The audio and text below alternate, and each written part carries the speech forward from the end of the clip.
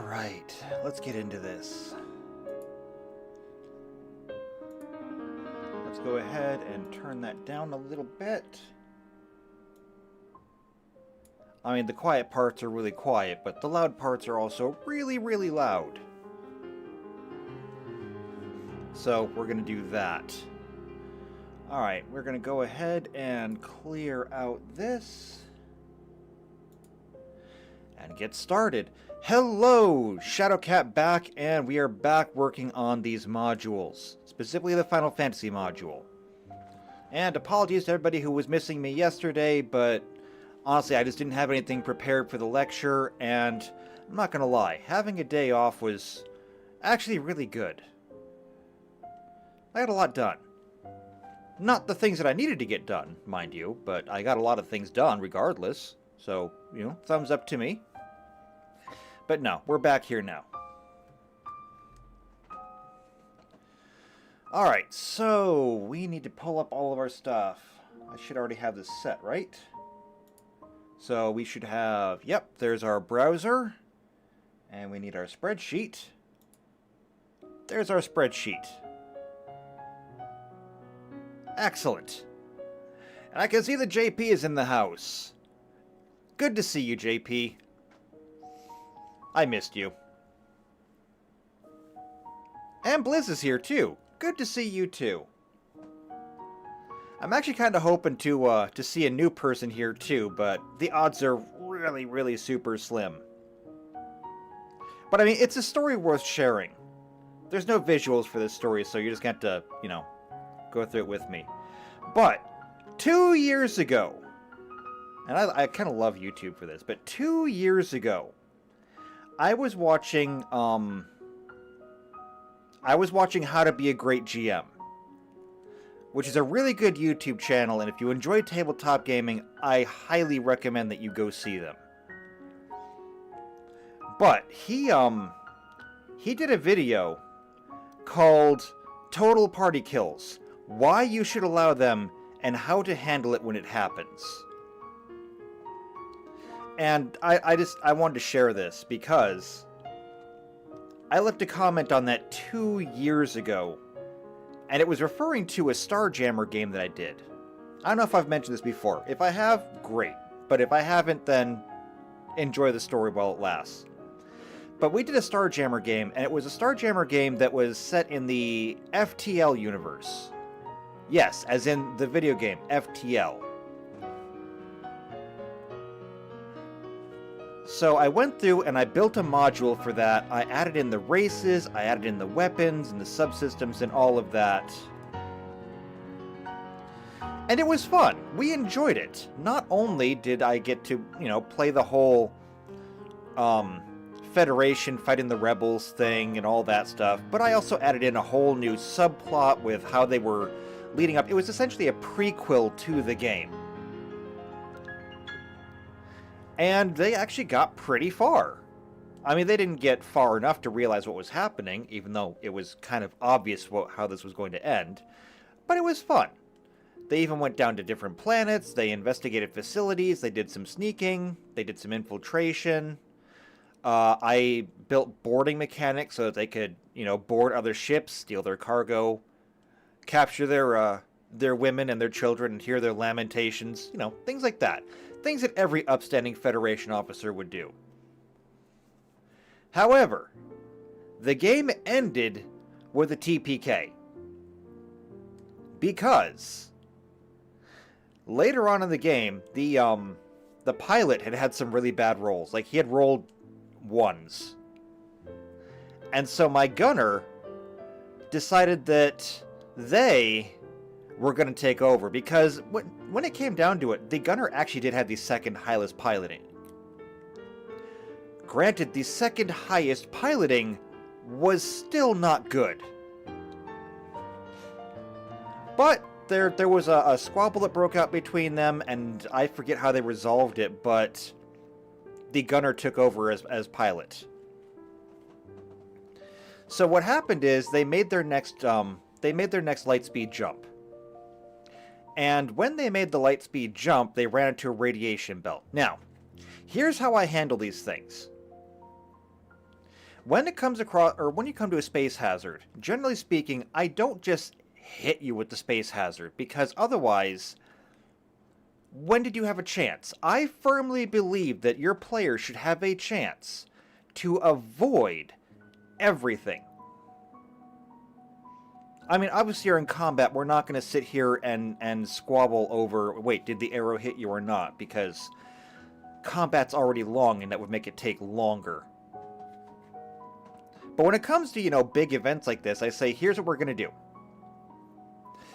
Since running into a radiation hazard means that you have to make a fortitude save every single time you're in it, how do we know how many fortitude saves you have to make? And I came up with this brilliant system. Normally, whenever you roll for things, you roll 1d20 plus a modifier. In the cases of trying to avoid something or trying to endure something, I do 1d20 minus a modifier. In this case, it was 1d20 minus the piloting check. And whatever number there would be how many rounds they had to endure the radiation. And this would be representative of them either plowing headlong through it, or maybe they can pull around it, or maybe they just kind of skim the outer edge of it and they suffer some radiation damage. I thought it was a brilliant plan, and I continue to use it today. Now, had the actual pilot been at the helm, and I had him roll this afterwards, had the actual pilot been at the helm, they would have been able to pull the ship around and avoid the entire thing.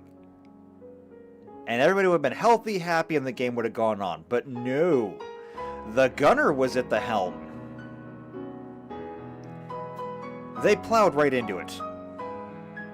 And so by the time they came out the other end of the radiation band, literally the entire crew had radiation sickness.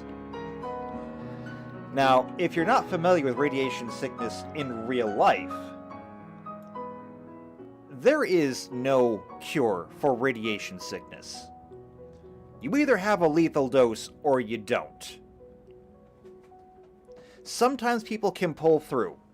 This is less because of the medicine that they're given, and more just due to inherent fortitude.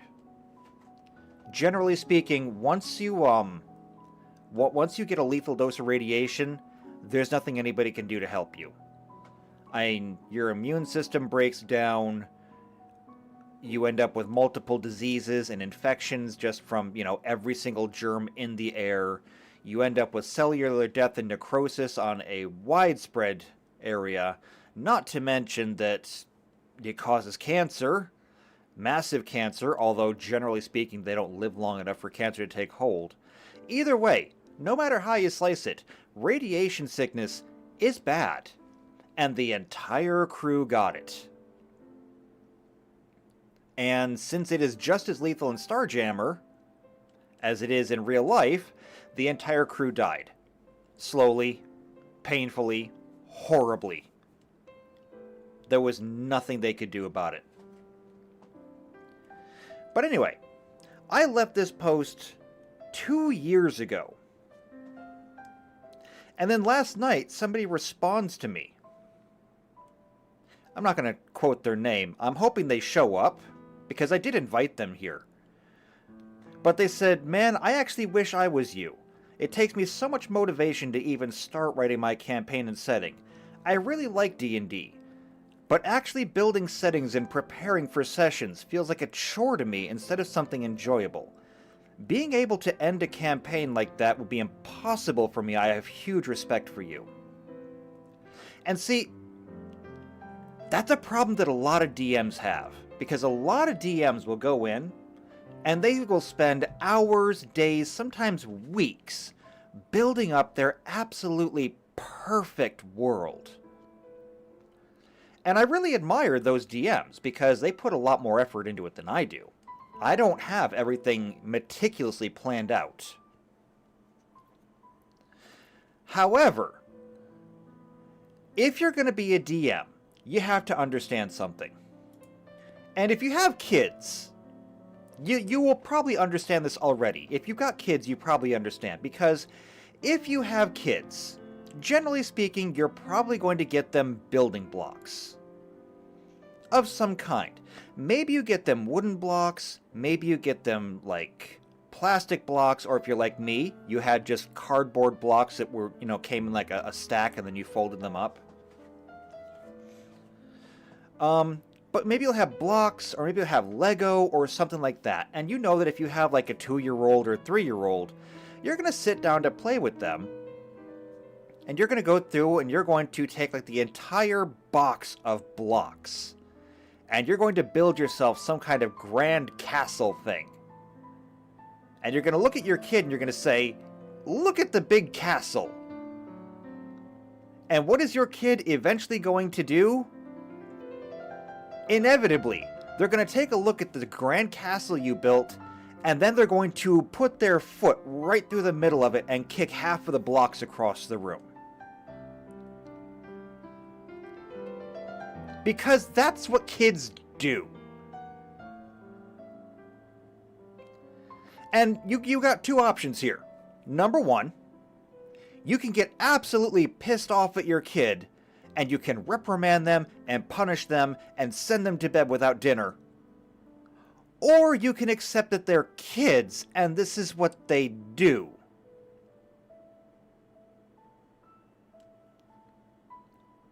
The choice is yours, but obviously, you're going to just accept that they're a kid. Now, the same thing is true in Dungeons & Dragons and in Pathfinder and in literally everything you do.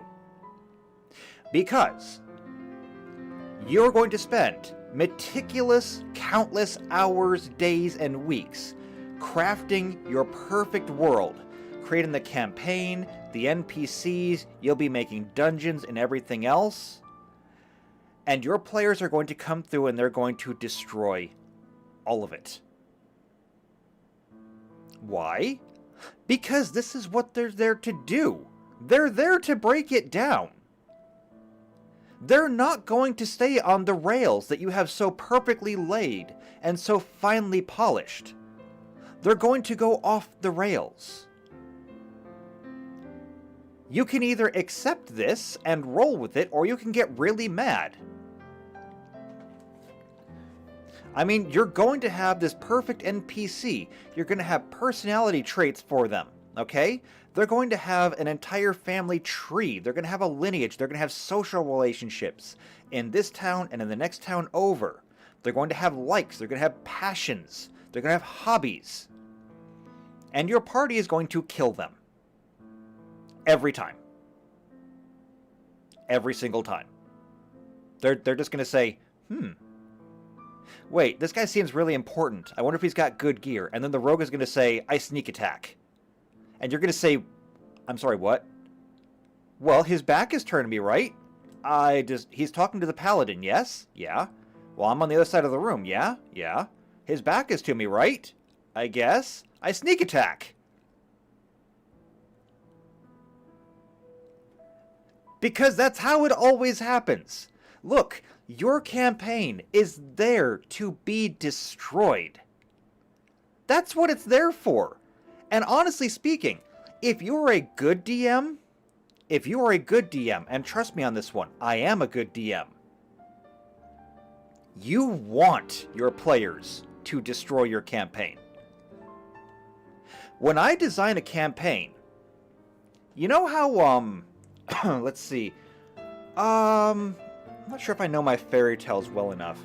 Was it Sleeping Beauty where, I think the evil witch or something turns into a dragon, and then like a knight in shining armor has to come in with like a magic sword and slay her? Am I like mashing a whole bunch of things together? Is that how Sleeping Beauty went? Because I don't remember now. Correct me in the chat if I'm getting it wrong, but I think that's how it went. You had to have like a knight come in with magic sword and slay this evil magic dragon lady. At the end of the day, why did the story have to go down like that? Well, because giant magic dragon needs to have giant magic sword to kill magic dragon. What happens if he's not there? What happens if he doesn't have the sword? Or what happens if there's a he there, but he's not a fighter, not a fighter of some kind? You had to have all the pieces there. And so, that is totally railroaded. Okay, that is a railroaded campaign. So everything has to follow a certain line, and everything has to fall in place in order for you to get from point A to point D. You have to hit B and C along the way. That's not how I do my campaigns. My campaigns, I make them an A to Z campaign, and I fill in nothing in the middle. I'll fill it in as we go. I mean, there'll be towns and places to go, and there'll be a map and everything else. I'll have NPCs and things. But there's not going to be a magic sword. There's not going to be a knight who's going to save the day. There's not going to be a solution. As a matter of fact, I'm going to design my campaign to win. And it's your objective to not lose. And I know that sounds like a weird concept, and honestly, it is, it's a concept that some DMs take to the wrong degree, because if you believe that your job as the DM is to win, you end up with DMs who literally pull out all the stops to make sure they kill their party. That's not right. That's not fair. You have far more resources than they do. No, when I say that my objective is to win, is I'm going to have a plan. All of these things need to happen in order for whatever my grand scheme is to happen. I mean, if I have a sorcerer who wants to be ruler of the land, well, the sorcerer needs to first build up some kind of foundation of power. Then, my sorcerer needs to eliminate all the competition, and then needs to ascend to the throne, which may involve an assassination of the king, or some kind of siege of the castle, but there have to be steps along the way. But my sorcerer, who's at the end, will have a plan. And they will be carrying out that plan. And there's not going to be some kind of magical weakness in order for them to stop. It's going to be a good plan. It'll be on you to stop it. So my campaign is there. It's a good campaign. And if you did absolutely nothing, the campaign would continue on without you, and the sorcerer would eventually win. It's your job to burn it down. Now, if you go through and just literally burn everything down, you're going to end up losing because you burned down the wrong things. But still, it's your job to, with the tools you have, figure out how to win. And so, honestly, I think every DM out there should be hoping that the players will destroy everything they've got. It's kind of the objective. Now, what's the flip side of that? The total party kill, where your players just absolutely lose. And I'm going to be honest with you, I've had many TPKs in my life. The Starjammer one was just one of many.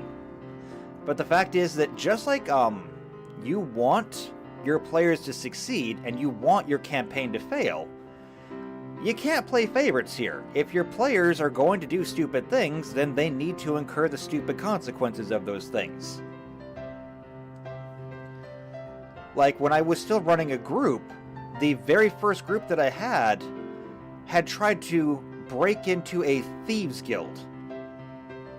You know, the people who specialize into breaking into things. And they failed. However, it actually kind of worked out for them. Let's see, I need to turn this down a little bit.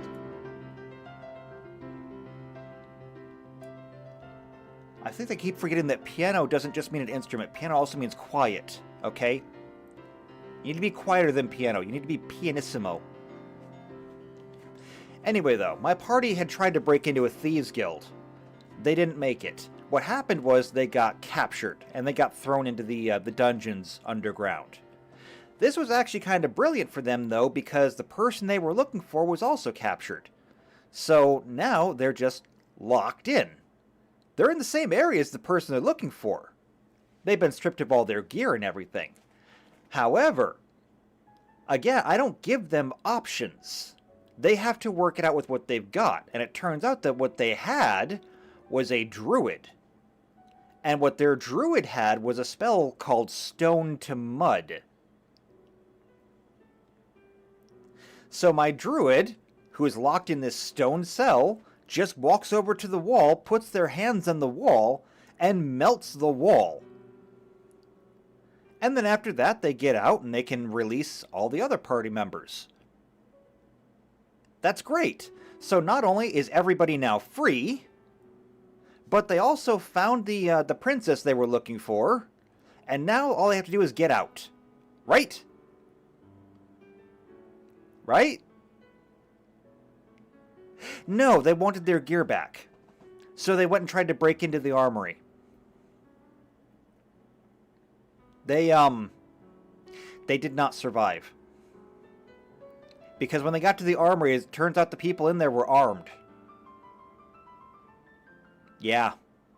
And then one of them got away and came back with reinforcements. Yeah. They all died. So, I mean, total party kills do happen. But if a total party kill does happen, it should be at the hands of the players themselves. Like, you should not be responsible for a total party kill. And you should not be afraid to let go of your campaign because, well, it was there to be knocked down in the first place. So I found that the comment just absolutely fascinating because I'm pretty sure this person is probably a really good DM, or at least they try really hard. But that's a really big problem right there. That the idea that it would be impossible to just trash the campaign because things went so off the rails that it all fell apart. It happens. And it's kind of there for it to happen.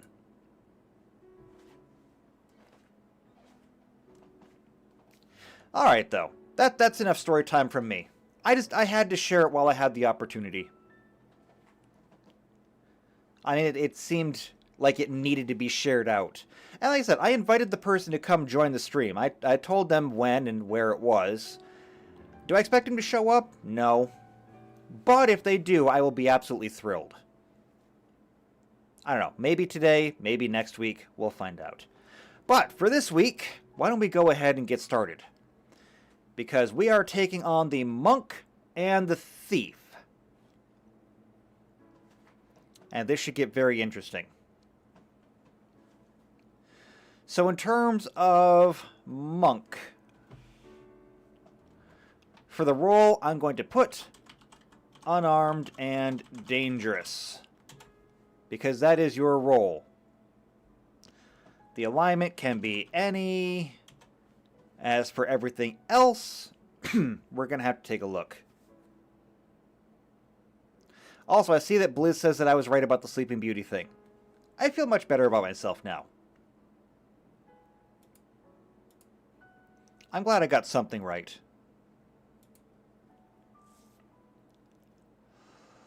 Alright, so, monk.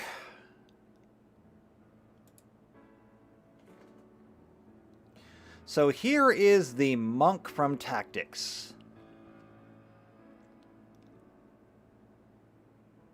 And there's the grid that we want. Alright.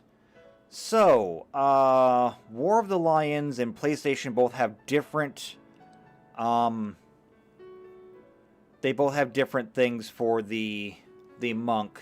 But either way, whether it's level 2, level 3, we're dividing pretty much everything by a factor of 20. So, yeah. We just need one level of knight. So, prerequisite right here is going to be Level 1 knight. Weapons, nothing. Armor, nothing. So weapon proficiency, none. Armor proficiency, none. Now, mind you, you're going to get proficiencies, and you're going to get to keep your proficiencies from being a knight. However, we might have to make a stipulation that you're not allowed to wear armor while doing this stuff. I don't know. We'll have to wait and see how this plays out. Equip shields? No. Move rate, jump rate, speed? No, no, no, no. Base attack is high. So that's +1, +2, +3, +4, +5. As for the saves, we are going to go ahead and we'll stick with whatever the actual monk gets. Base magic is average. So that is 25 points per level. Base HP is high.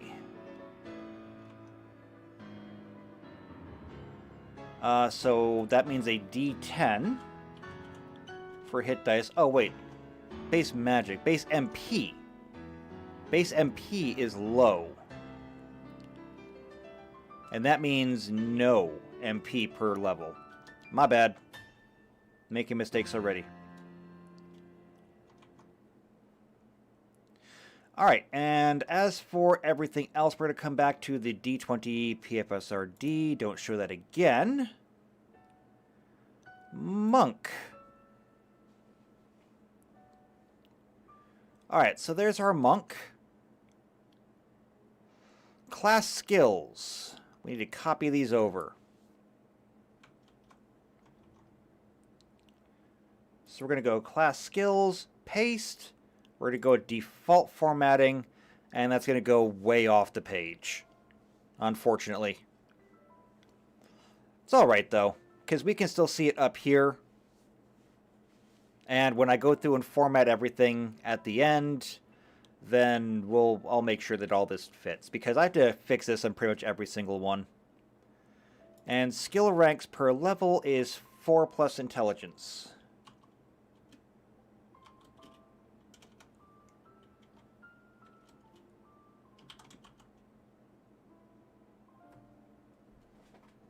There we go. Sorry about that. Allergies. I've been holding back a sneeze all morning. Couldn't hold it any longer. Couldn't hit the mute button either. Just a bad morning overall. Well, okay, it's not that bad. It's been kind of frustrating, though. Alright, so we got all that set. Now we need our saves. This is going to be 222, 333. Wow. Monks are so strong.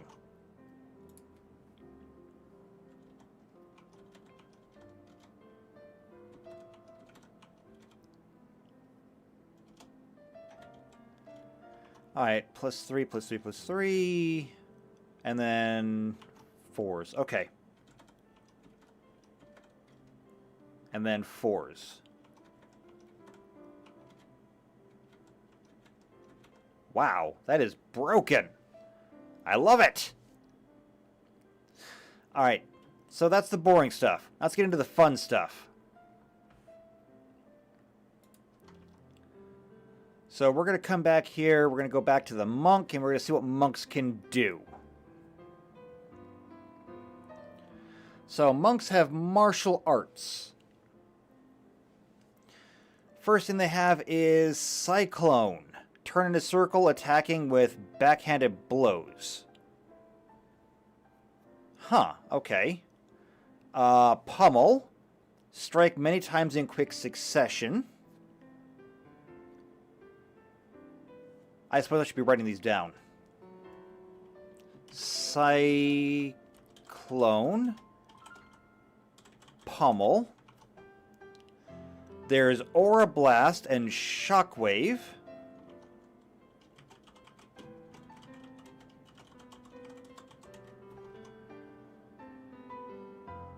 Next, there is Doomfist and Purification.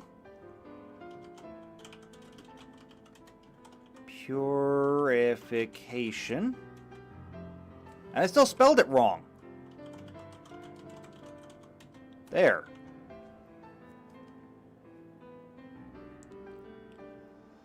Next is Chakra and Revive. Chakra. What is this, Naruto? Revive. As for reaction abilities, let's see. Critical recover HP. Maybe.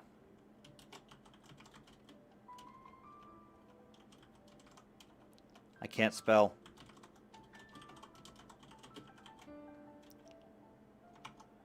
And then counter and first strike.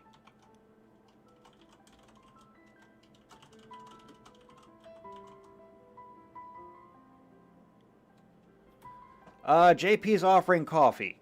That's a big no from me. I'm not supposed to have caffeine. Part of being ADHD. No caffeine. Caffeine bad for you. And they're serious about that too. Caffeine bad for ADHD. Alright, so support abilities Brawler and then Life Font. So Brawler, Life Font. Alright, so that's all the moves for the monk. Now, what can I actually do with this? Well, for starters, why don't we put in some points here? So, 153.3...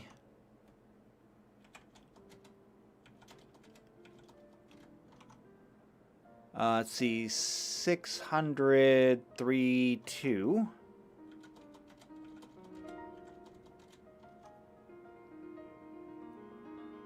350, 500.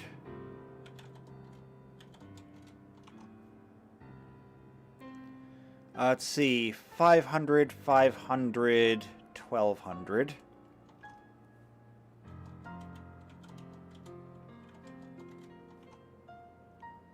And 2, 3. Okay.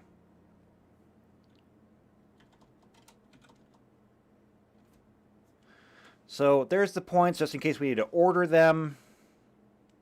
Don't know if we need it. Better to have it and not need it than need it and not have it. Alright, let's get to work on making these work. So, first things first, Cyclone. We actually already have something for that.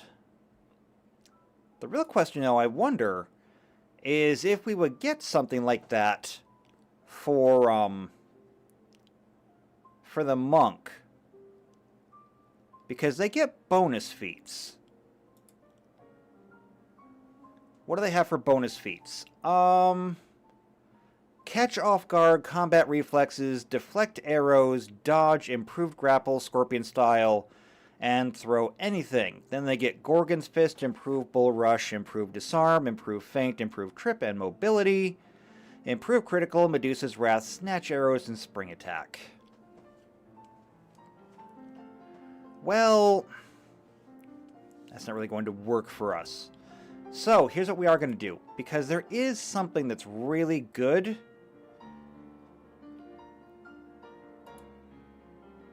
It's an old staple.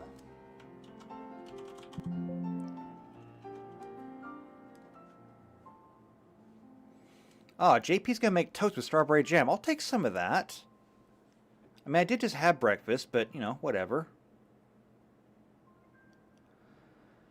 Let's see. I need a combat feat.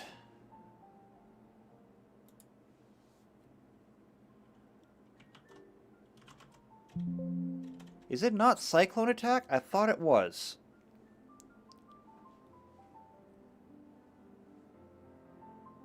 If it's not Cyclone Attack, what is it? Let's see. Circling Mongoose, greater spring attack, improved spring attack. I know spring attack is a prerequisite for it. So I should be able to find it this way. Wait, did I miss it? Whirlwind attack, that's it. So whirlwind attack requires spring attack, yes. In fact, whirlwind attack is like one of those staples, but almost no one gets to use it because, like, you really have to build for it. I'm not sure that whirlwind attack needs to be this convoluted, but there you go. Alright, Cyclone is going to be whirlwind attack. Pummel is going to be flurry of blows. That makes those super simple. We have rules for flurry of blows up here. And so we'll probably just borrow directly from this.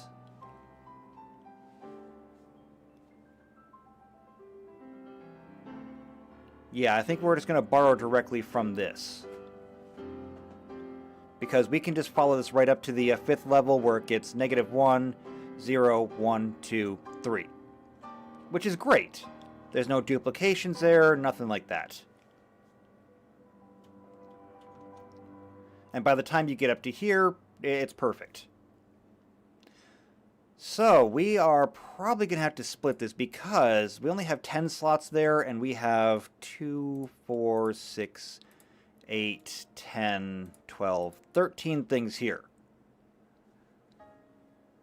Then again, I mean, we might not use all these, so let's just wait.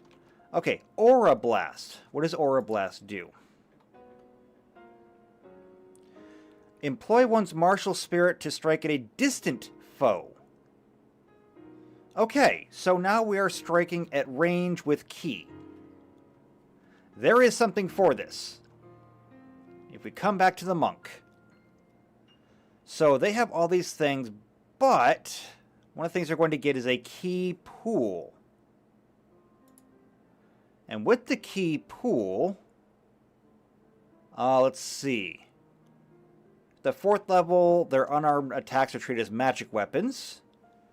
So that's great. We need to have, though,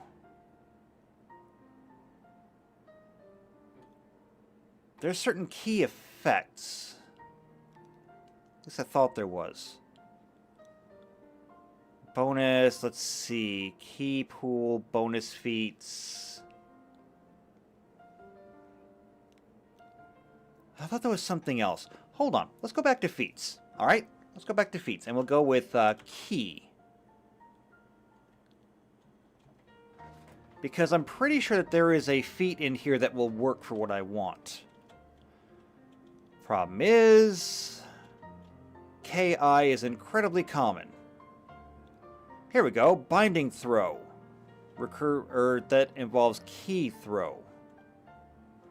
What does Key Throw even do? Let's go ahead and open that up in a new tab. I don't want to lose my place. On a successful unarmed trip attack against an opponent your size or smaller, you may throw the target prone. Oh. Basically, you get to roll them over your shoulder and then, flip them on the ground. Alright, that's not what we want. Keep going. Blinded Blade Style? No. Blundering Defense? No. Chairbreaker? No. No. No. Like, I know that there is a skill in here. Because I had a player who used it once. It lets you basically throw a Hadouken. But I don't know what it's called.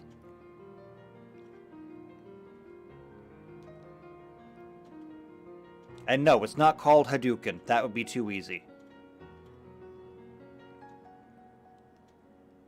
Let's see. Kick up, key diversity, killing. Let's see. Key throw, key throw, key throw. Oh, I didn't see anything under key. Actually, what if I search for key pool? Because I'm pretty sure you have to have a key pool for this. Key diversity. Key throw. Chitin style. Use a spike chain as a monk weapon and deliver a stunning fist through it. I'm so glad that my monk never found that ability. Let's see. Maddening style. Dead hand style. It's not in here. Okay. Okay. It's got to be under a different set of feats then. Because I know it's in here.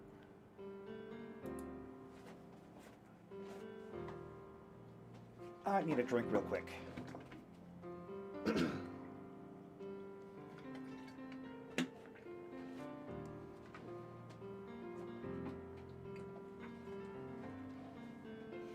And JP says, combat feat. Boots with spurs. Does that make cowboys all monks? Actually, maybe it does. When you think about cowboys and how they live, the way cowboys and monks live isn't all that different. So, maybe. Alright, let's see. Feats. Combat feats, general feats, racial feats, stair feats, mythic feats.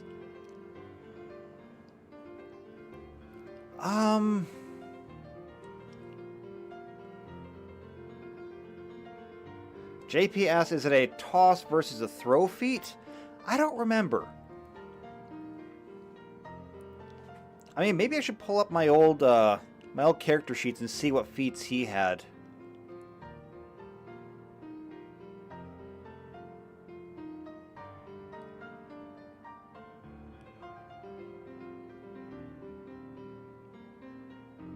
Yeah, because I don't remember what it was now.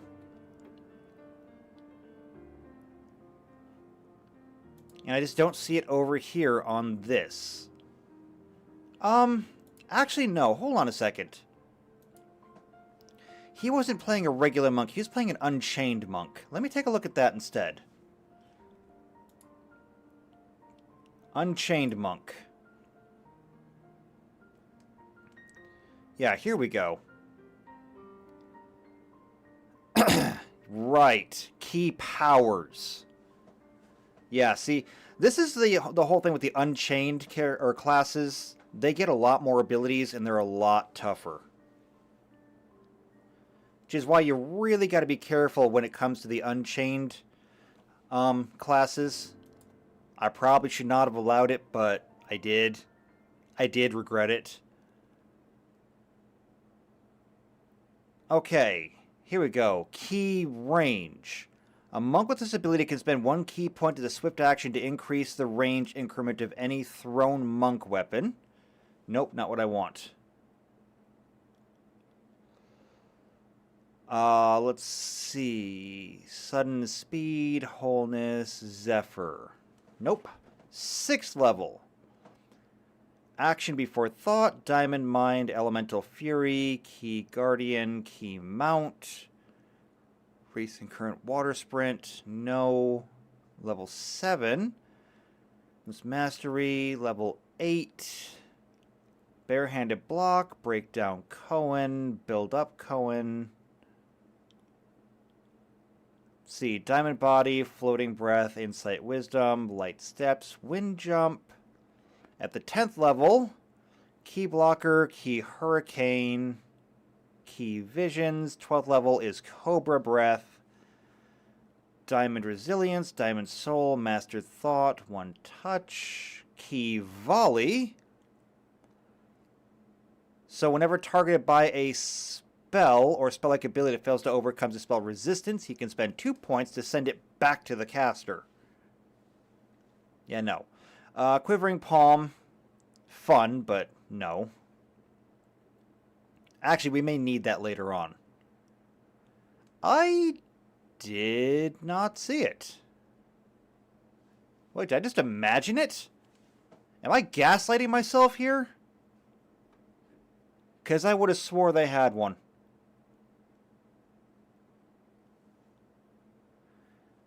Zephyr blow. No. Wholeness of body, no. Sudden speed, slow fall. Let's see. Range, metabolism. Maybe it's not in here. I mean, I thought it was, and even if it's not, I could add key range instead. And JP says Astral Punch. That's kind of what it is, but there's nothing in here called Astral Punch, I don't think. I can look for it. Combat feats. Nothing there. Would you just go to combat feats? Thank you.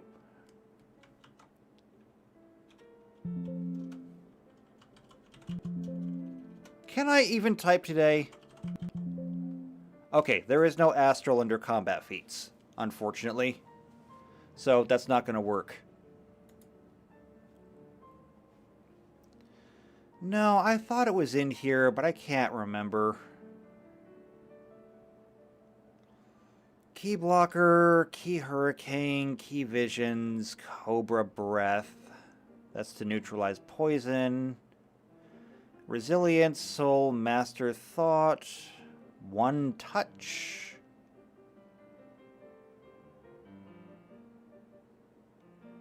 Let's see. Key volley allows you to throw it back. Quivering palm. Quivering palm we're going to need for Doom Fist. Quivering palm. Because that's basically the same thing right there. I know that much already. Elemental burst. It's a 30-foot cone.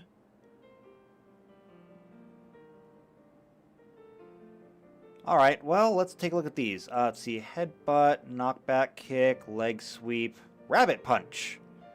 Monk gives a sharp blow to the back of a foe's head. Why is that called rabbit punch? Is it because the ears are in the back of the head? I don't know. Let's see. Improved evasion. Let's see. Alright, why don't we take a look at some of these alternate classes. Maybe we'll find what we need in here. I don't see anything that looks even remotely similar.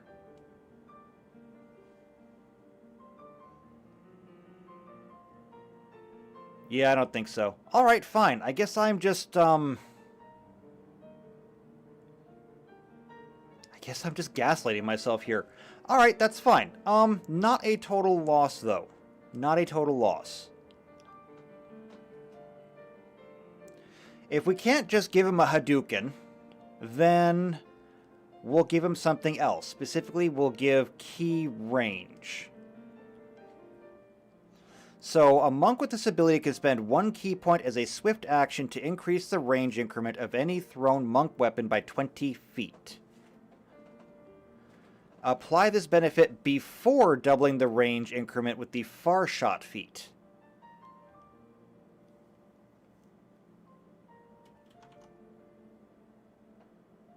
It's not perfect, and if I come up with something better later, I will. But for now, we're just going to go with key range.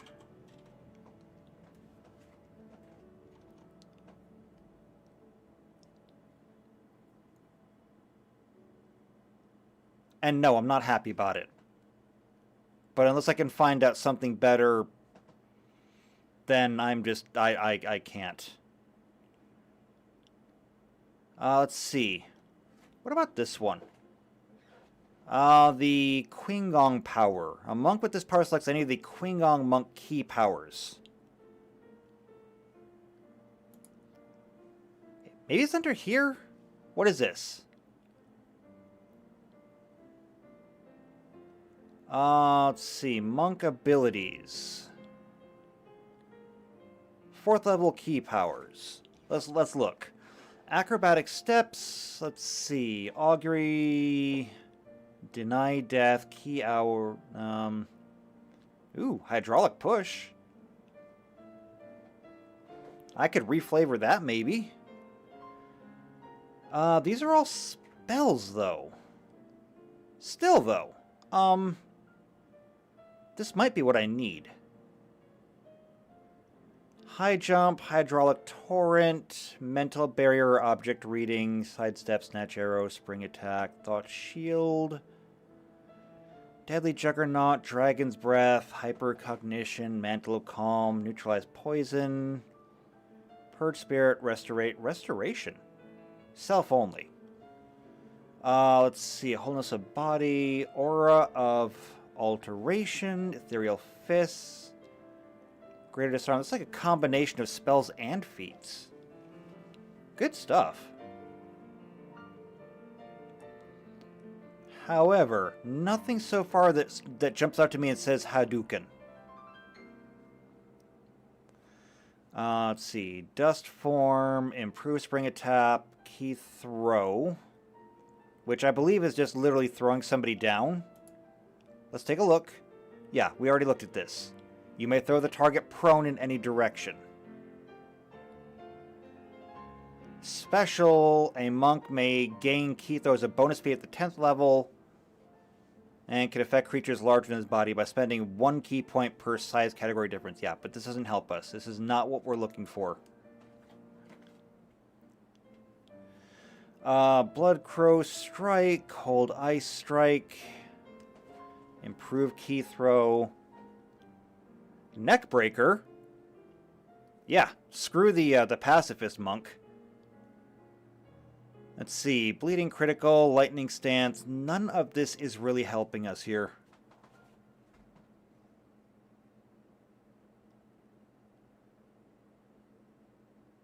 Yeah, I thought there would be something for that.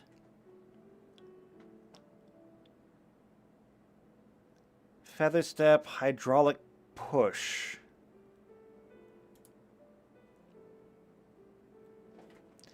You call forth a quick blast of water that knocks over and soaks one creature or square. You can use this blast of water to make a bull rush against any one creature or object. The combat maneuver bonus for this bull rush is equal to your caster level plus intelligence, wisdom, or charisma, whichever is highest. The bull rush does not provoke an attack of opportunity. It extinguishes any normal fires on a creature, object, or in a single 5-foot square targeted against.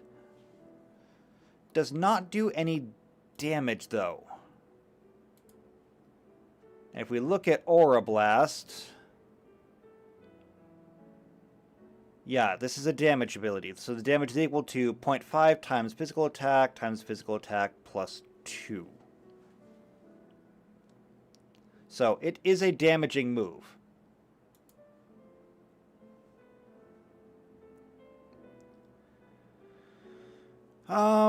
Key arrow?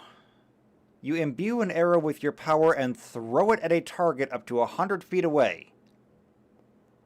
We don't need a bow. Just give a monk a quiver.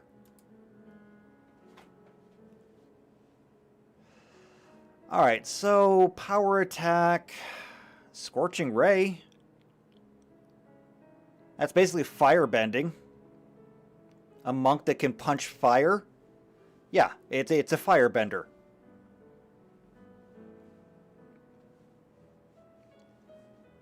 Alright, I'm going to look through the rest of these one more time. Hydraulic Torrent. It's also a bull rush. Objects in the stream allows you to make a strength check to against immovable objects. This stream instead allows you to make a strength check to destroy the target. Cool. Not what we're looking for, though. Man, I just cannot get what I want. I hate it when I can't get what I want. Alright, then I'm just going to stick with key range. I don't have anything more. There's nothing more that I can really do for this.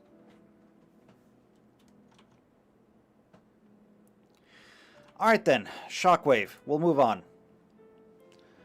Release spiritual energy mighty enough to rend the earth. I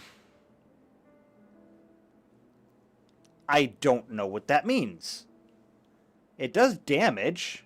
I thought it would be like a circular attack or something, but I guess not. It's just an earth attack. Okay, well... I mean, we can do that. Although...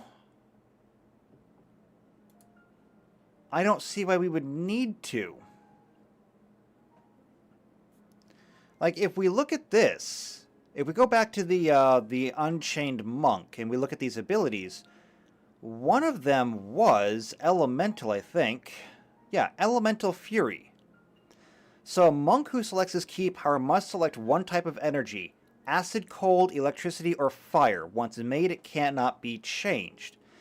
They can expend 1 point from their key pool as a swift action to imbue their natural attack with this energy, causing them to deal 1d6 points of damage of the chosen type for a number of rounds equal to half their level. So, it's not specifically going to be Earth, but... Elemental Fury, sure, why not?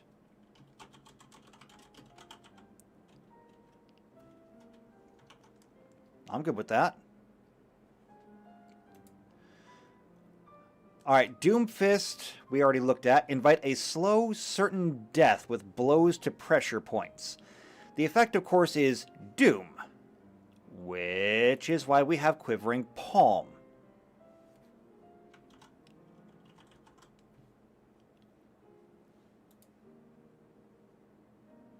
Come on, open up. Open up. Open up, open up, open up. Open up. Don't you ignore me.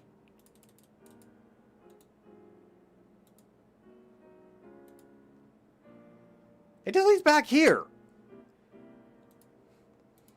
I hate this thing sometimes. Quivering Palm Adept. Quivering Palm.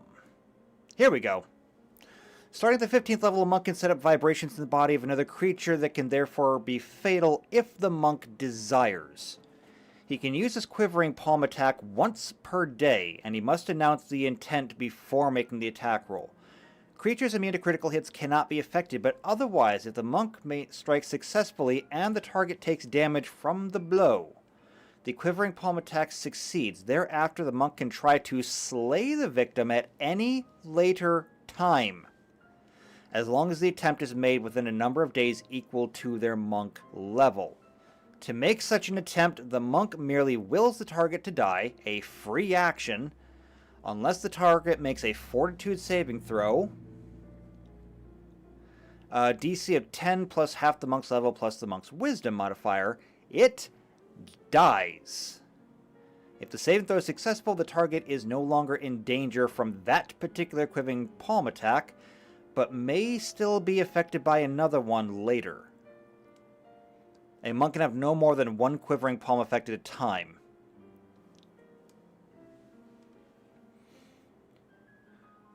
And JP, I could be fighting with you. Okay? You or the browser? Browser or you? Which would you rather? I can turn this entire stream right around and go home. Alright, so yeah, Quivering Palm.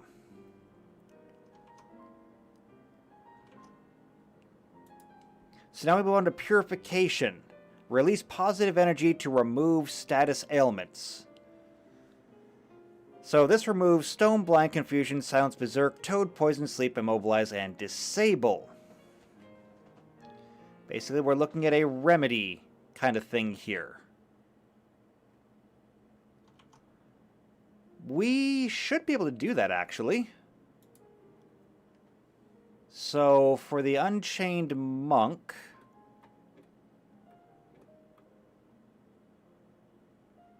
let's take a look. Empty body. No. Feather balance. No. High jump. No. Key metabolism. No, not going to do it. Key Sunder, no. Slow Fall, Sudden Speed, Zephyr Blow, no. Wait, Wholeness of Body. A monk with this key power can heal his own wounds as a standard action. Cool, but not what we're looking for. Elemental Fury, no. Key Guardian, no. Key Mount, Racing Current, Water Sprint. Formless Mastery, no.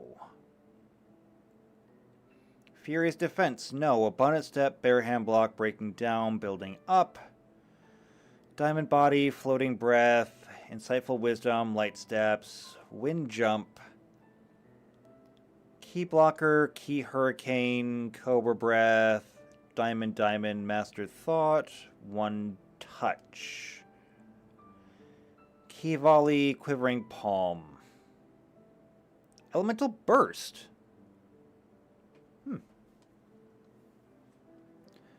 I don't see anything in there. Oh, wait, hold on. Purity of Body. I need to look into the key abilities. It's right here. So this only makes the monk immune to it. Can't purge it from other people. However, that might be just fine on its own. Purity of Body. So basically immune to status effects.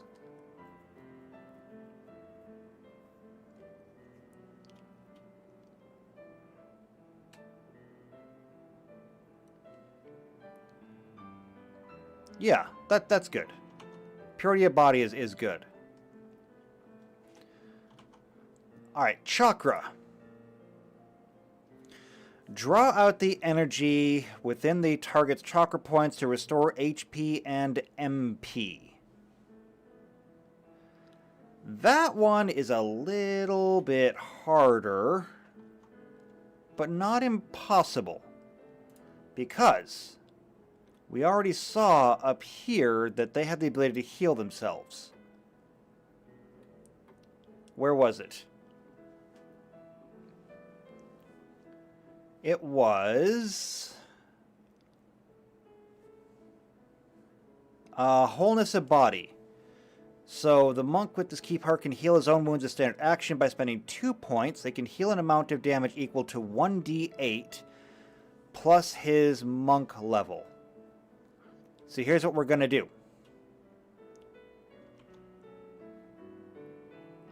We're going to go ahead and say this. We're going to go with Wholeness of Body.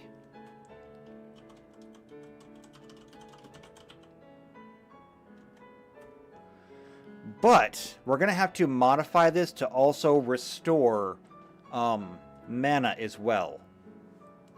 So we'll probably bump it from a D8 down to a D6. But we'll allow it to do both HP and MP. So it still comes out as kind of a bonus. Just maybe not as much as you would want. JP says Vampire Monk. Well, it's not feeding off of anybody else. It's coming from your own key pool, so you're not really vampiring anyone. Yeah, you're not draining anybody either. It comes from within you. Now that being said, I'm sure if we look hard enough, we could probably find a vampire ability to drain ki. Because, you know, vampires are a thing.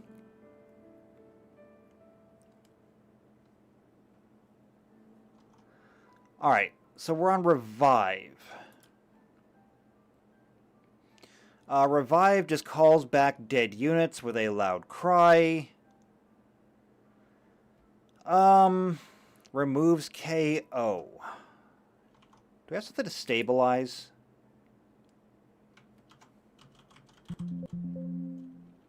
Not on this page.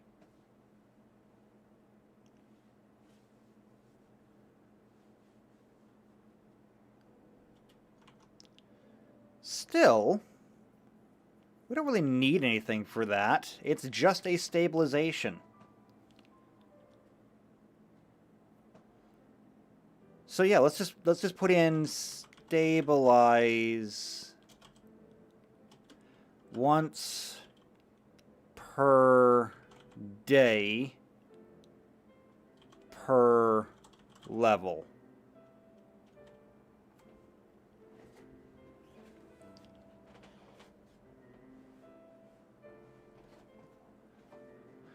And I mean, that should be fine.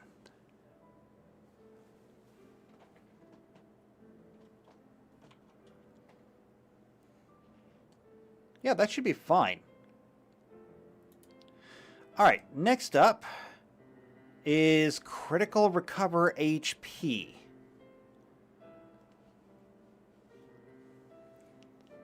I don't know if we really need this, but I kind of want to put it in there anyway. We'll take a look. So it just says recover HP when critically wounded.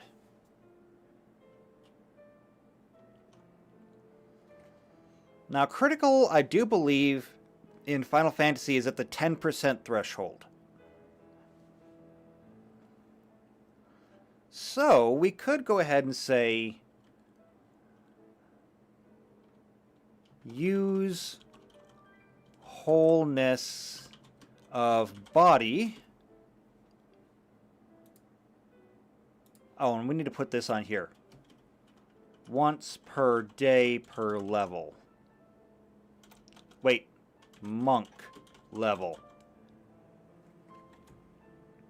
I better make that very specific.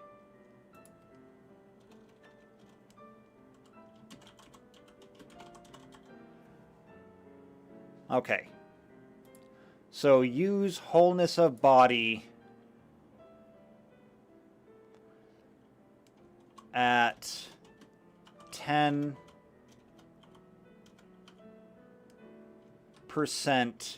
HP. This consumes 1 use.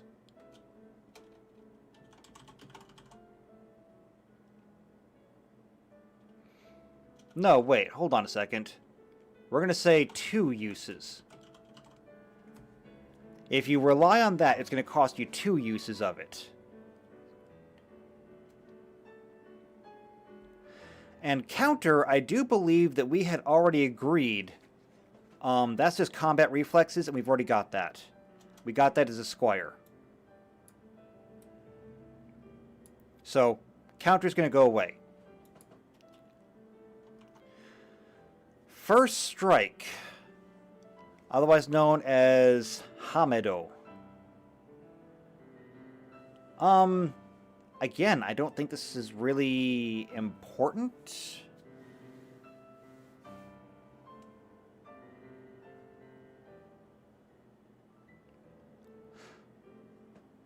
Wait, okay. Okay. I have an idea. We'll go ahead and do this. We'll go ahead and do this. There is an ability that works for this. And that is...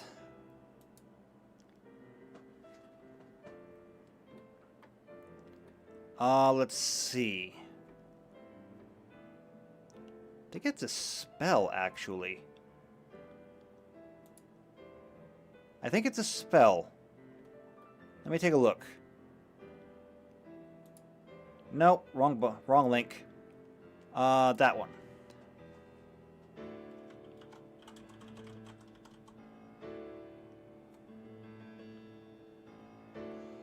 Let's see. Anticipate peril.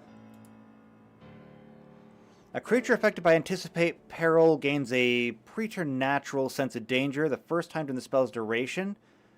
The creature adds an insight bonus on the initiative check equal to the caster's level, maximum +5. Once the bonus is applied, the effects of the spell end. I think we could do better.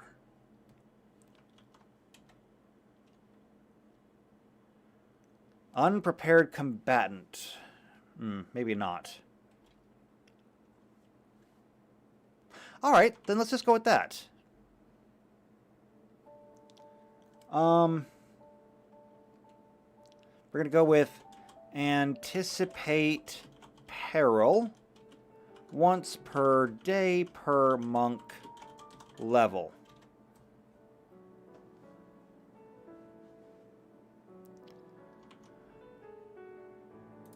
Brawler. Deliver more powerful unarmed attacks even if not a monk. Okay, this is actually really easy. This is actually super easy. Because we already have something for this. And that is...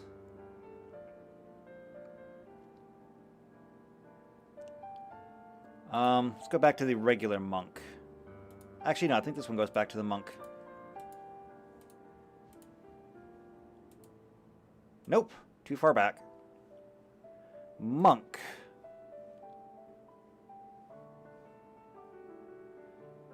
So starting here is Key Pool, which gives them the Magic Fist, and then eventually the Cold Iron Silver Fist and all of that stuff. So instead of Brawler, it will be Key, not Coal, Key Pool.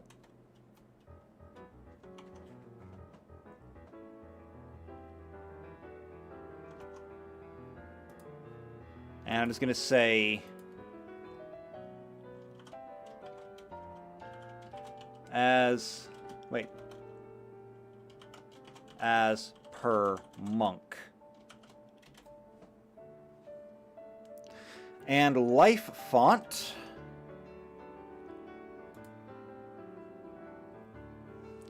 Recover HP upon moving. That is not something that we really have. So I'm not going to do that. You're not going to heal just by moving. So that goes away. Still, though, that's not bad. And we've got 1, 2, 3, 4, 5, 6, 7, 8, 9, 10, 11.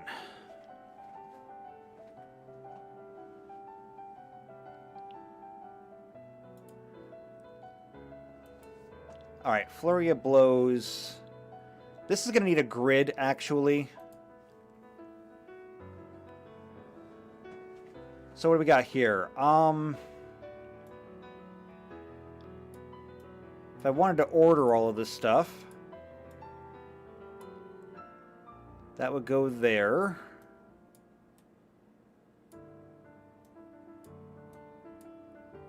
Doomfist. This comes down. This goes up. Chakra goes up. These two go up. Shockwave goes up. And then First Strike is the last one there. So we'll go ahead and break that up.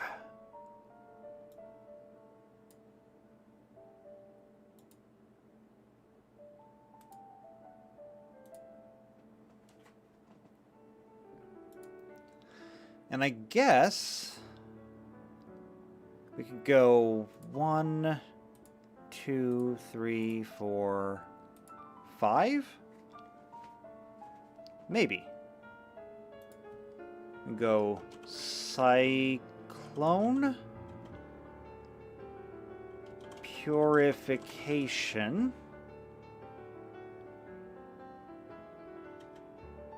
Aura Blast,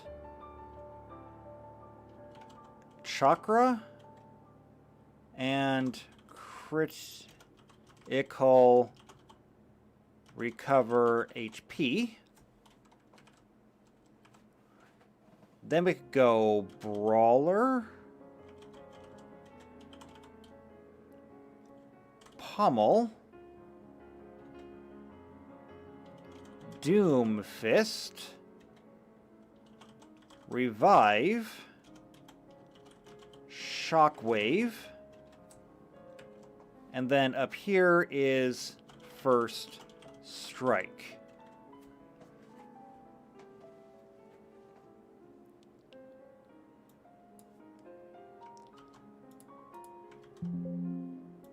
copy this over. Copy that over. Delete those.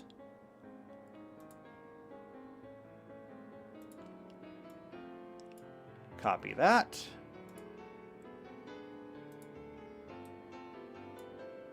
Copy that. And we could do this one here. Now everything fits nicely. It looks pretty. And that's exactly what we wanted.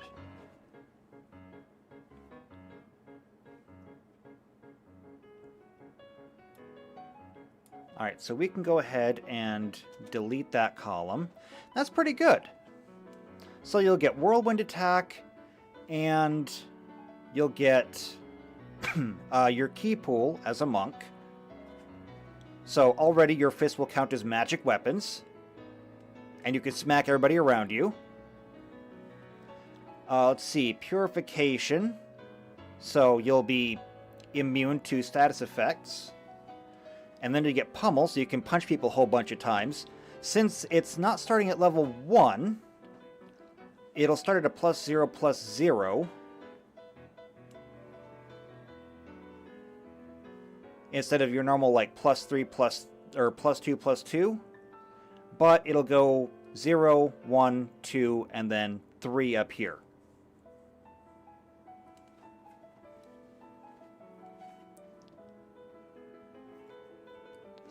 So yeah, this works really well. So we're going to go ahead and copy these up here.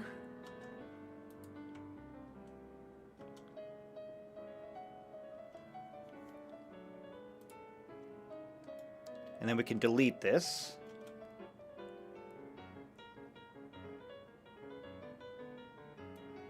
We're going to go ahead and copy these up here. Perfect.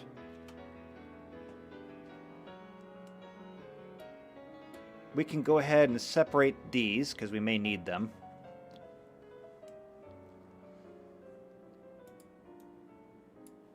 I think we can combine those. That works. That works. This will probably need all of them, and then some. That works.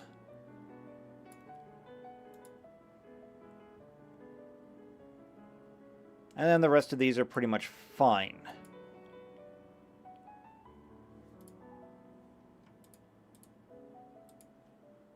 Let's go ahead and align those that way. As a matter of fact, we can right align all of these.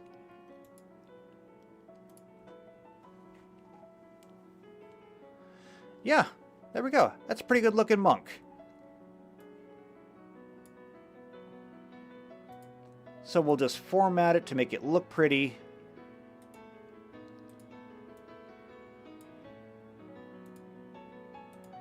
Put a box around that. And we're good to go. All in all, I'd play that. It's like all the fun parts of the monk to put together. And none of the boring parts, like, you know, the movement bonuses and everything. Good looking monk.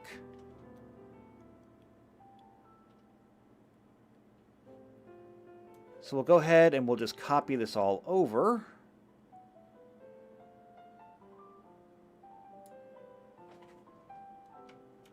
Copy.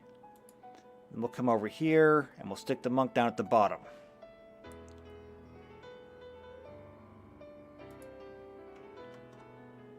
Just like that.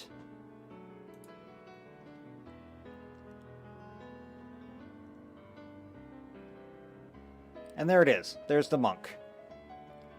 Maybe it doesn't fit perfectly, but good enough for what we need.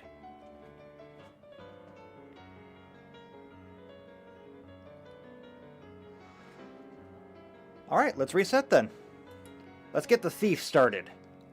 That's my jam. So, delete, delete, delete.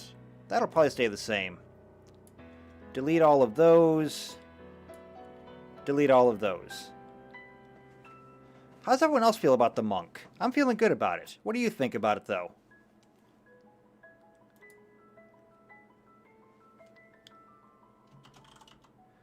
Alright, thief.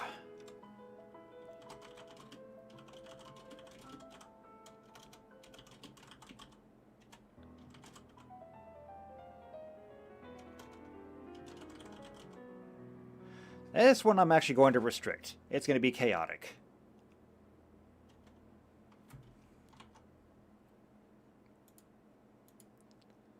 So we're going to back up here, and then we'll move down to the thief.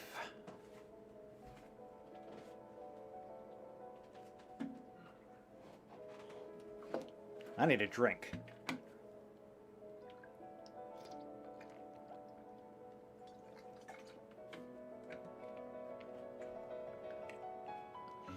Mostly because it's bloody hot in this room. Which, you know, normally I'm all for. I like it when it's hot, just not when I'm working.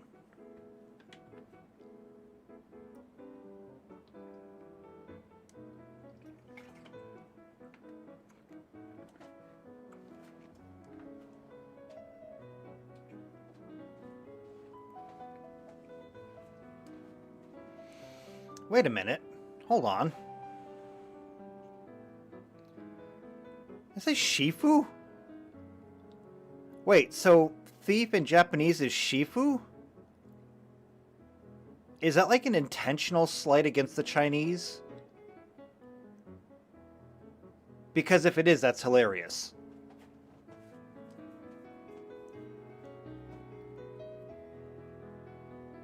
I mean, I can only assume that it has to be. Shifu in Chinese is teacher or mentor or something like that. It's basically the Chinese equivalent of sensei. But if Shifu in Japanese is thief, I feel like it's gotta be intentional. Especially given the hatred between the two of them. Because that's not new. The Chinese and the Japanese have always hated each other. It goes all the way back to when the original settlers of Japan left China. They have always hated each other. It just seems too coincidental.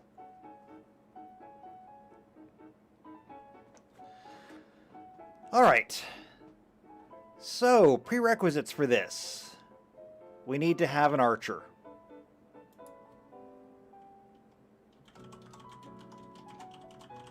So you gotta have a level of archer in there. Weapons are knives, hats, clothes, no shields. So, it's actually pretty easy. Simple and none. No armor proficiency. Well, no additional armor proficiency at least. Actually, hold on. So you gotta be an archer for this. That means that if you went all the way up here, Squire gets... simple and martial.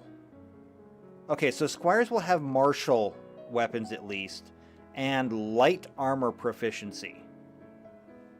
So you get to have that at least. You can still be an archer and wear light armor.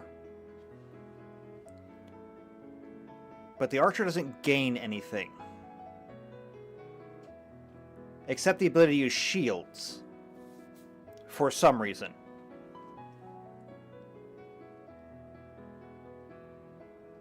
Yeah, I don't understand why, but that's fine. So yeah, like I said, your proficiencies will carry over. We're going to split that grid back up.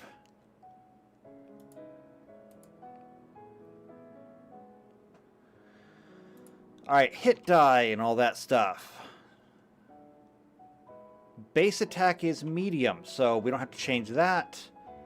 Base HP is medium, so that's a D8. Let's see, magic points. None.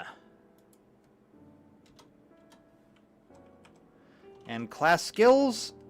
This is a long one.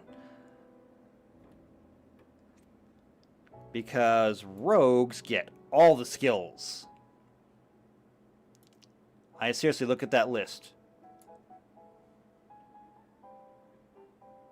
That is a long list of skills.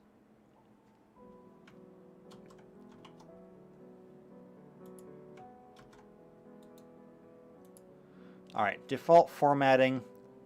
If I can make it smaller. We go with font 6? That doesn't help. There's too many skills! I wonder what happens if I do this. What if I do this? What if I make this all one? And then, what if I format it this way? Can I turn on word wrapping? I think I looked at this before and I wasn't happy with it. Wait, here we go, wrap text. It doesn't look great, but better than nothing, I suppose. And then skill ranks per level, 8. Because they get all the skills.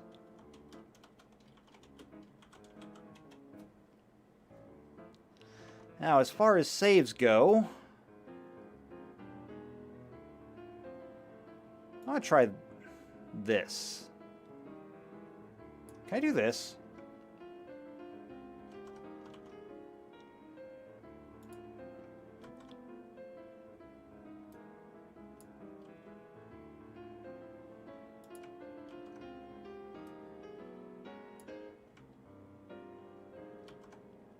Copy. Paste.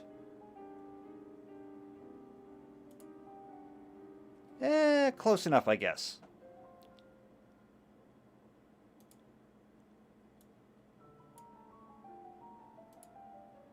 Doesn't have the pluses in there, but I guess I can fix that later.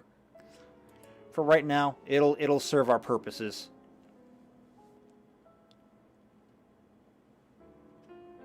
And that is all I can really ask for at the moment.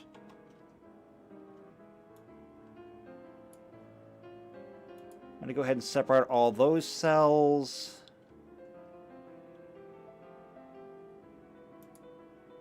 And I think we're ready to go.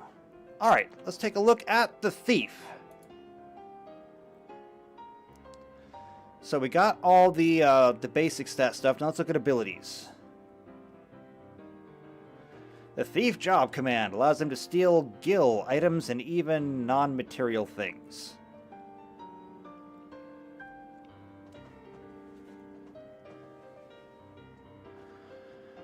Alright, so we have steel gil, steel heart, steel helmet, steel armor. So, steel gil, steel heart, steel helmet,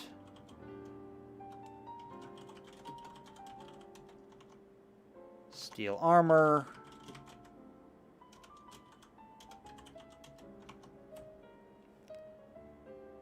steel shield, steel weapon, steel accessory, steel XP.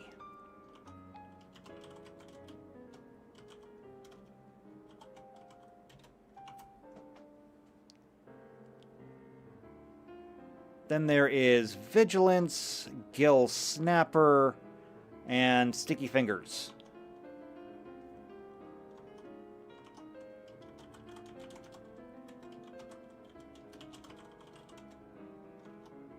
Alright, Sticky Fingers.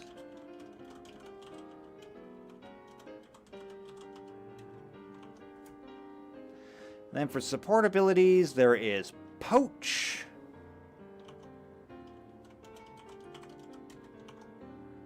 And then move to, jump to.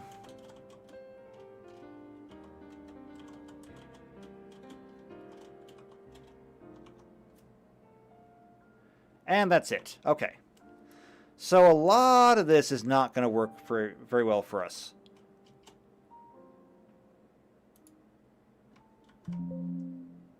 Yeah, go ahead and put that there. These don't need to be up here. Yeah, a lot of this is not going to work very well for us.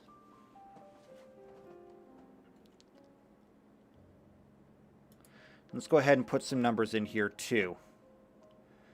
So 10, 150, 350.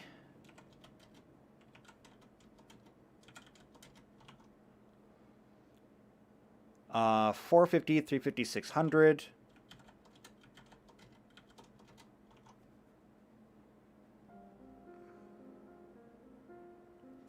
$500, $250.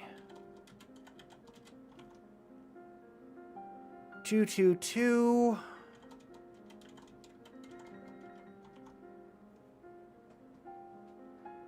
And then 2.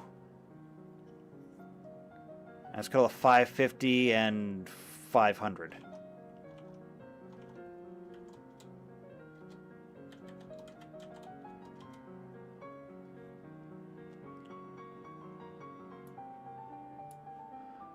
Now, let's go ahead and clear that out because we don't need it.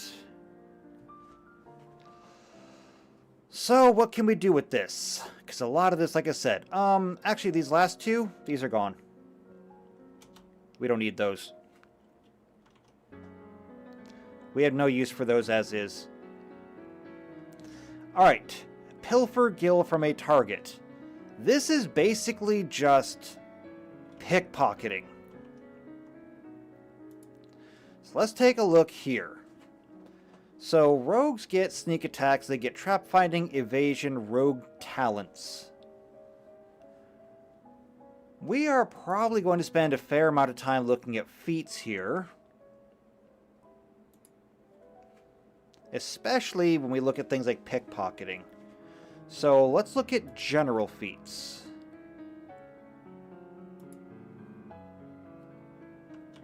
And we're going to look at pick. Let's see. Skilled Ranger, pick a skill and use it. Or Skilled Rager, pick a skill and use it while raging. No. No. Conscript.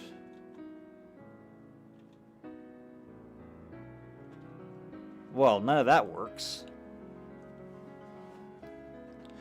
Alright, why don't we try a different word? Steal. No, not stealth. I just want steal.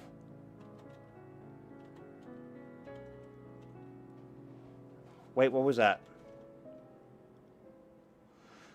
Mischievous tail. Requires dexterity 15, requires that you have a tail. So I can use it, but that's not really going to help or many other people. Alright, stealth, stealth, stealth, stealth, stealth, stealth. I love stealth, but not what I'm looking for right now. Alright, so we're not going to get anything there. Alright, well, I'm not out of options yet. Rogue talents. There's lots of them.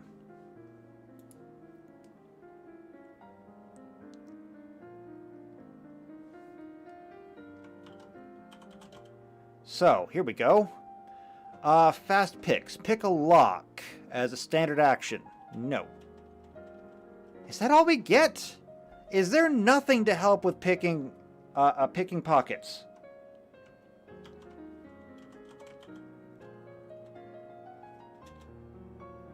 Steal the story. Destroy someone's reputation with his or her listeners. I mean, sure, I guess. Wait, sneaky maneuver. Whenever you hit somebody with a melee attack, you may also take an attack penalty and attempt a dirty trick. Aha! Here we go. So if you sneak attack them, you can also attempt to steal, sunder, trip, or anything else. That's a good one. We'll keep that in mind. Steal, steal, combat snatcher? Use sleight of hand bonus instead of CMB when performing a steal combat maneuver.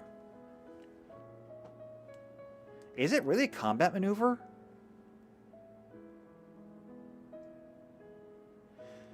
Yeah.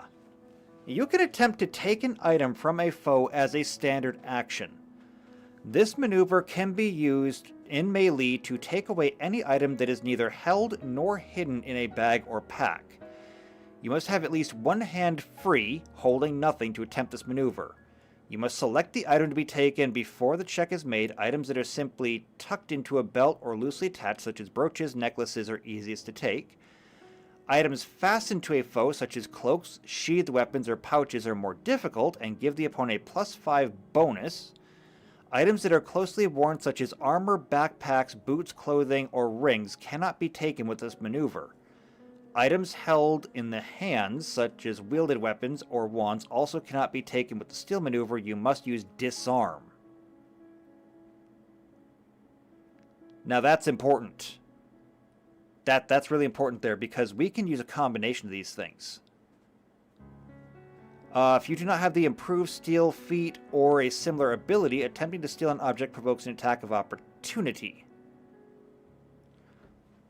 Let's see. Although this maneuver can only be performed if the target is within your reach, you can use a whip to steal an object from an opponent within range with a -4 penalty, just in case you want to play Indiana Jones.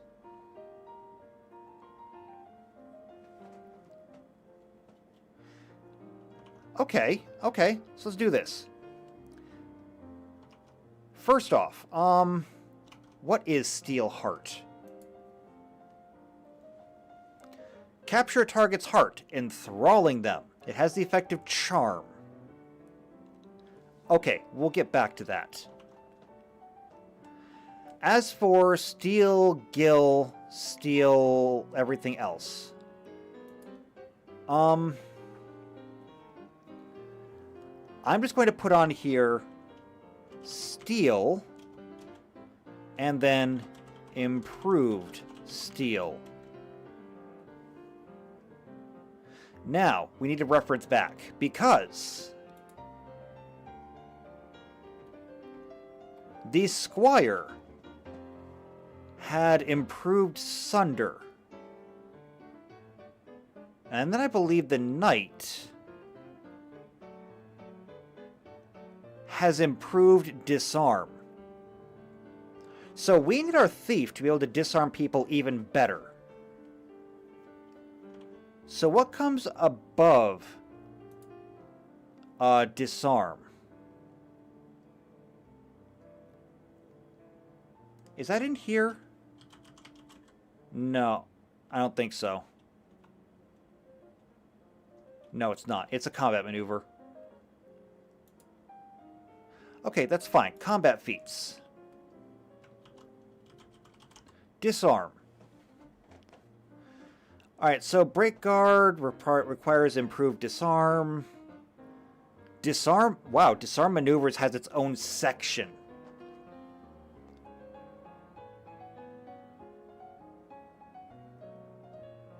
Alright. So...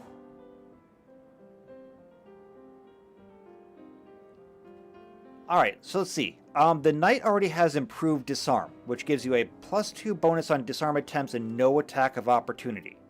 So we go up from there. Greater Disarm knocks the weapons away from your enemy, so they can't just pick it up.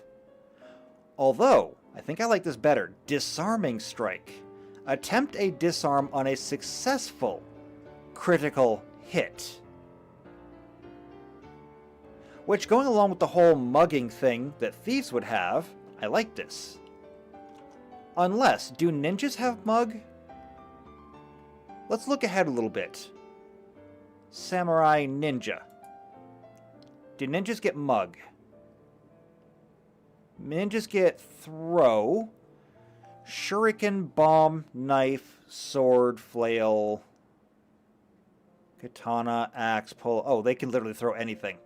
That's going to be fun when we get to it. Okay, no, they don't have mug, which means that we're going to roll the whole idea of mugging into the thief.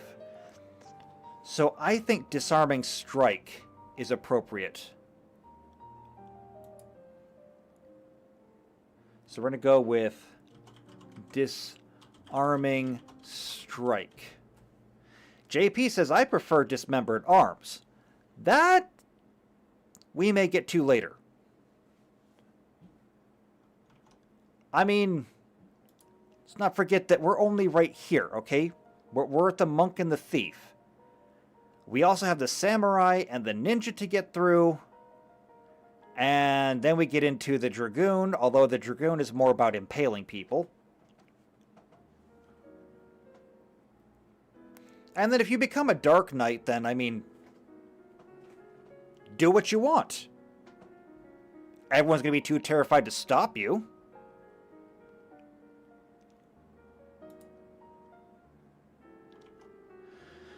Alright, so that takes care of steel gill, helmet, armor, shield, and weapon, and accessory.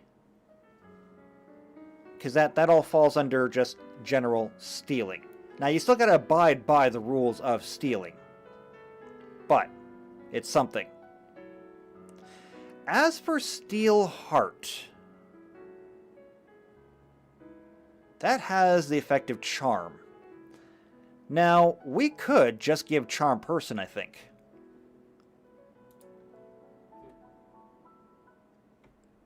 I think we just do Charm Person. We come over here to Wizard and go back to Spells. I know a lot of people get access to it, but I'm more familiar with Arcane Casters. Charm Person. Alright, so I do believe that in Final Fantasy Tactics, charm means that they'll actually fight for you. That's not quite as powerful here, but still.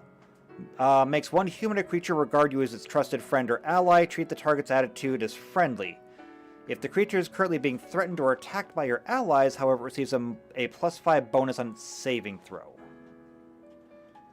So I'm going to go ahead and just say Charm Person. However, before we do this, let's make sure that we're not stepping on any toes here. We're going to go to Rogue Talents. Here's the list. And let's look up Charm. Ah, never mind. Here we go. Charmer. So roll 2 dice when using Diplomacy and take the better result.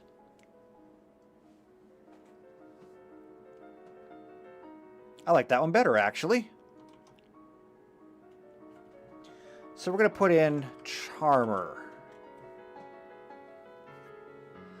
So that takes care of all the stealing except for steal XP. You really can't steal XP. You can't steal their memories. But that takes care of all of those. Next.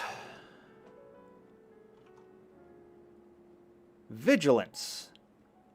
Assume a defensive stance. Now, this is a reaction ability. And this happens upon any HP loss. That's a bit too extreme, actually.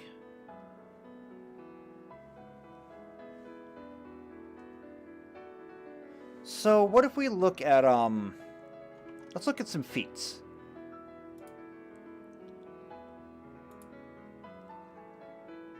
And I think that I want to go into combat feats.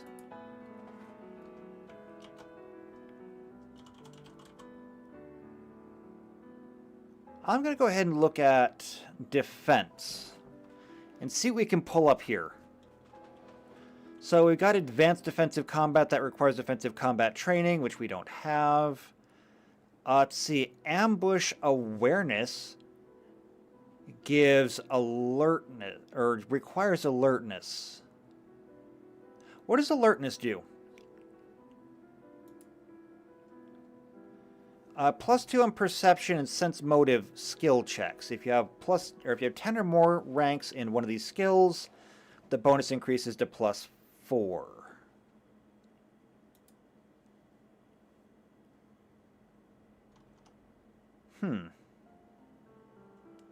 Well, I'll tell you what we're going to do. Why don't we go alertness and ambush alertness. Why don't we get both of them? Let's see what else we got. Let's see, ambush. Oh, ambush awareness. Blundering defense. No. Let's see, cautious fighter. When fighting defensively or using total defense, that requires you to be a halfling, though, so we're not going to do that. This needs to be universal. Coordinated defense is a teamwork feat. Coordinated distraction, covering defense. Provide cover to an ally with total defense.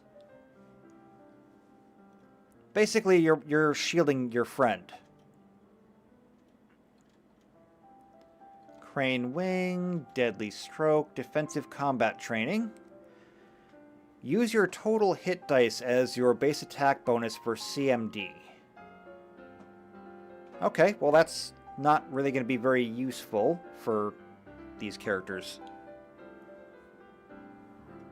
Because it's not really going to be that much of a difference. Desperate swing, no. Enrage opponent, no. Shadow defenses, no.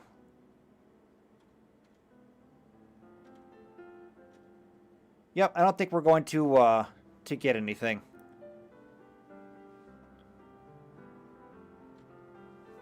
Nope, I think we got it the best we're going to get it. It's going to be ambush awareness. Alright, so that takes care of vigilance. We actually split that into two things, but that's fine. Gill Snapper. Receive gill equal to the amount of damage taken.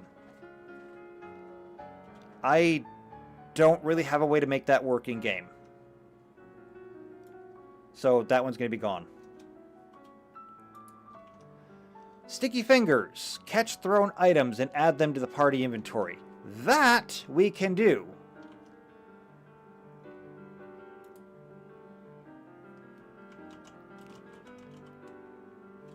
Catch off guard, rat catcher, relic breaker, returning throw. No, let's see, Shikami, catch off guard. Snatch arrows. Catch one ranged attack per round. Let's see, when using the deflect arrows feat, you may choose to catch the weapon instead of just deflecting it. Thrown weapons can be immediately thrown back against the original attacker, even though it isn't your turn, or kept for later use. Now, we don't have improved unarmed strike, we don't have deflect arrows, but if we take this, it will fulfill the criteria that we need. So we're just going to say snatch arrows. It will not, however, grant access to the other two abilities.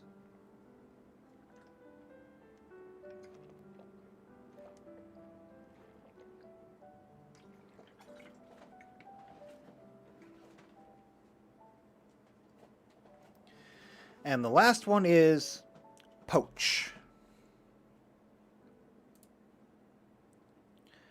Let's see. Deliver slain monsters' remains to a poacher's den.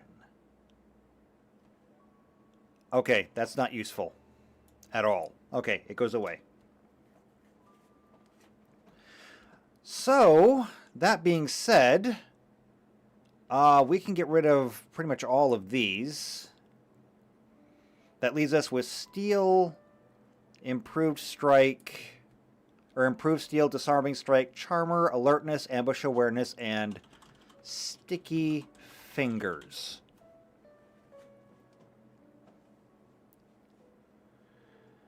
Alright, there we go. 1, 2, 3, 4, 5, 6, 7 things that they get.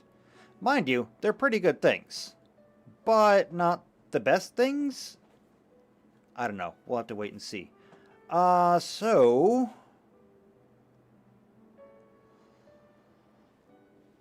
Steel Gill and Steel Heart are really low on the list.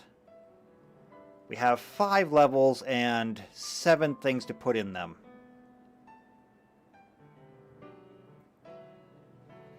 The best way to do this would be...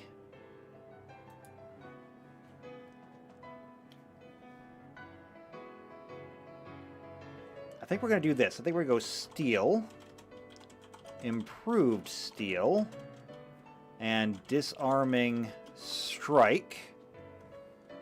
Because Disarming Strike is actually very powerful. You don't have to choose when you use it. It triggers on a critical strike. That leaves 4 more. And I'm going to go ahead and say Charmer and Alertness, Sticky Fingers, and Ambush Awareness. Actually, I'm going to copy this over here. Delete that one. Go ahead and do that. Do that to all of them. We can delete this. And then we can say, this is going to be Snatch Arrows. This is going to be as per feet, as per feet, as per feet, as per feet. I do believe that alertness is not going to be changed, because I think that's just always active.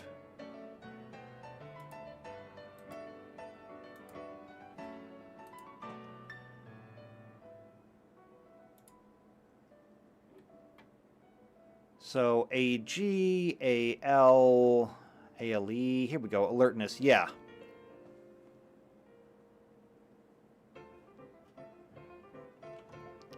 So, same things there. And that's all fine.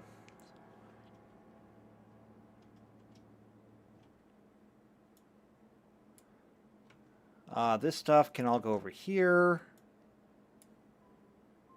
We're going to go ahead and delete those.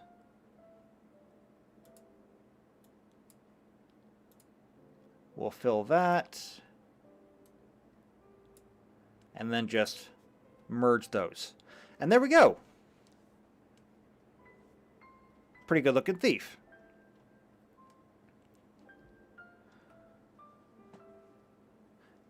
I'm going to change this again. You don't need to be chaotic to be a thief. Just going to leave it as any. Having required alignments is stupid. It's like saying that all paladins have to be lawful good. Well, how can you be lawful good if you're serving a chaotic evil god? No, you have to be in line with your deity to be a paladin. Having required alignments is stupid. But there we go. So, not only will you already have all this, well, as many Squire abilities as you want, technically speaking, you could be here at level 3. But, you could have your Squire abilities, you could have your Archer abilities, and then you could get Steel. That's pretty good, actually. I like the way that works. I like the way this works it a lot.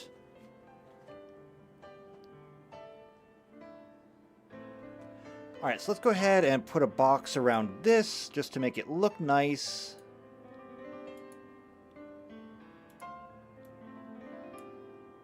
We'll go ahead and put a line between those.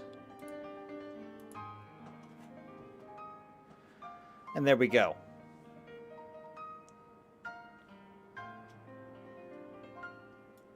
Also, this is a disaster over here.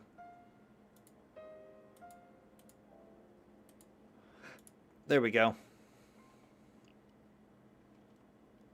And we'll just save this. So, copy. Come over here to the reference sheet. Scroll down. Onto the monk. Paste. And there we go.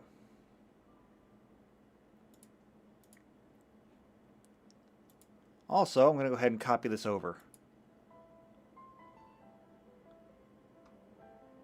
That was a mistake. Let's try that again. Ah, there we go. Perfect. We can even make that a little bit bigger.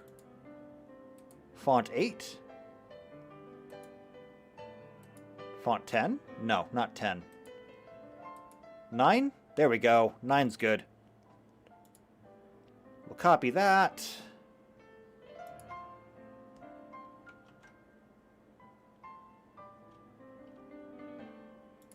And we'll do the rest of these. Copy. Paste. Copy. Paste. I got that big gap on top.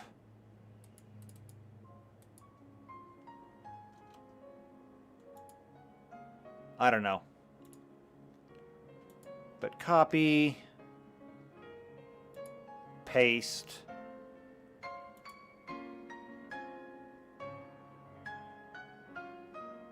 right, the Onion Knight has everything, so don't really have to do anything there. Copy, and paste. There we go.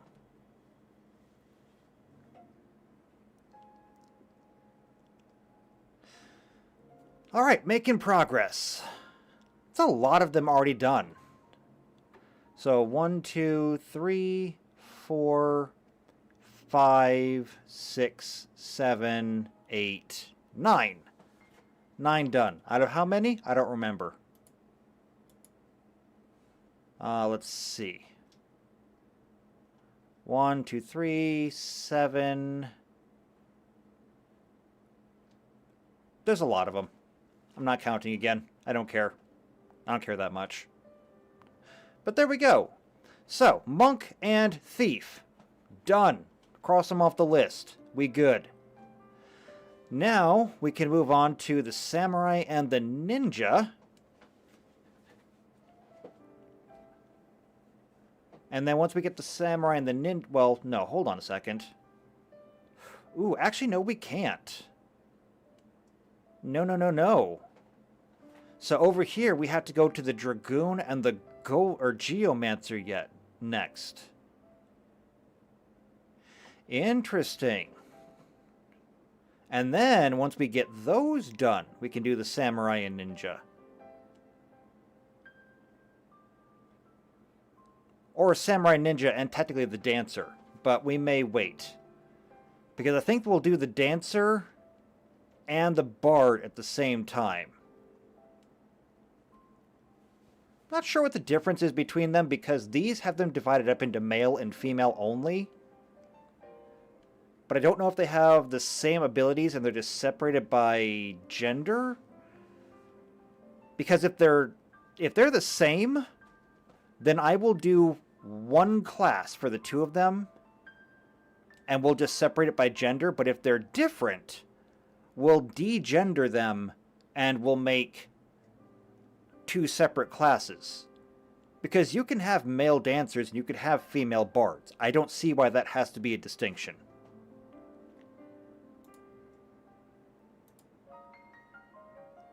Unless there was like something really specific back here.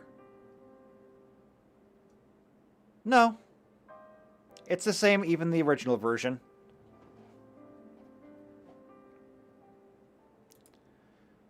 So the Bard has Bard Song, Seraph Song, Life's Anthem, Rousing Melody, Battle Chants. Yeah, it has all the songs.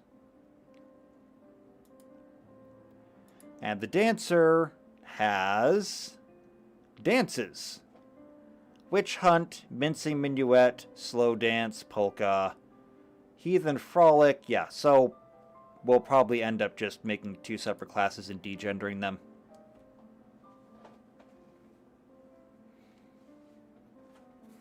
I mean, that's like going into the game and saying that, you know, women can't be fighters because women not as strong as men. And it's like, well, that may be true, but doesn't stop them from trying. And maybe they're not the strongest. I happen to like characters who aren't perfect. If you want to make a gnomish barbarian, do so with my blessing. You be the best gnomish barbarian you can. If you get squished by an orcish barbarian, that's on you.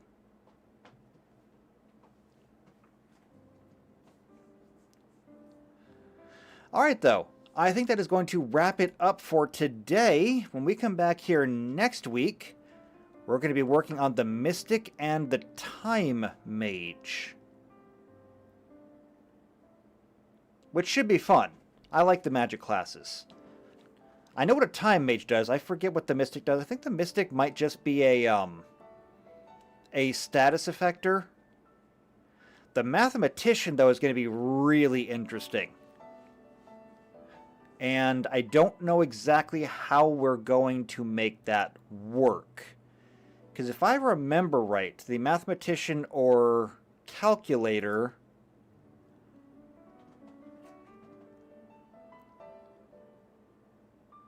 let's see.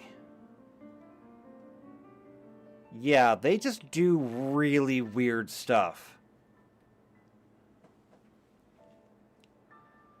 So they do